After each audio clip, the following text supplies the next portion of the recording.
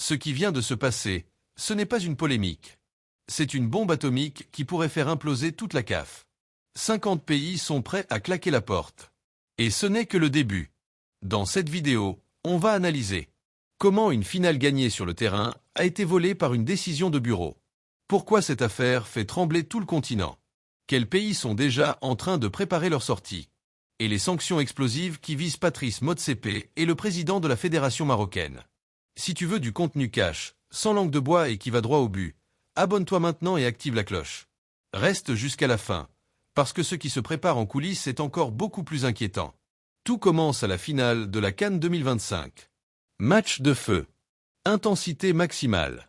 Le Sénégal domine, combat et gagne sur le terrain. Victoire méritée. Applaudie par tout le monde. Même les adversaires étaient KO debout. 2 mois plus tard. Boum. Coup de théâtre. La commission d'appel de la CAF annule tout. Sénégal déclaré perdant par forfait. Score officiel, 3-0 pour le Maroc. Articles 82 et 84 sortis du chapeau. 90 minutes de sueur, de sang et de gloire, effacés comme un message WhatsApp. Au Sénégal, c'est l'incendie. Incompréhension. Colère.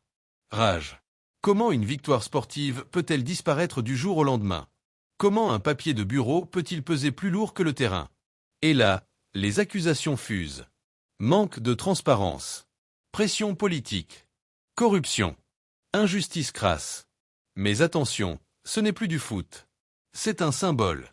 Le dernier espace où le mérite devait encore régner vient de mourir sous nos yeux. Le message envoyé à tout le continent est clair. Peu importe ce que tu fais sur le terrain. Si tu n'as pas le bon réseau, le bon passe-droit, le bon poids politique, tu perds même en gagnant. Et ça, psychologiquement, c'est destructeur. Les supporters se disent « À quoi bon se battre? Tout est joué d'avance. » Résultat. Menace de retrait massif. Boycott général. Perte totale de crédibilité internationale. Certaines fédérations regardent déjà la sortie de secours en se demandant « Est-ce qu'on peut encore faire confiance à cette mafia ?» Un précédent vient d'être créé. Et les précédents, dans le foot africain, deviennent très vite des normes. Aujourd'hui, la vraie question n'est plus « Qui a gagné la finale ?»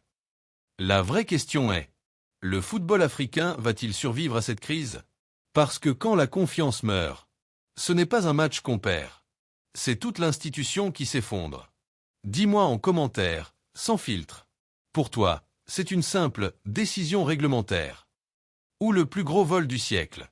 Si tu es choqué, énervé, ou si tu sens que ça sent le roussi, like et abonne-toi maintenant. Cette affaire est loin d'être finie, et la suite va être encore plus violente. Partage cette vidéo à tous les amoureux du foot africain. On est ensemble. Et on ne va pas laisser passer ça en silence. On se retrouve très vite.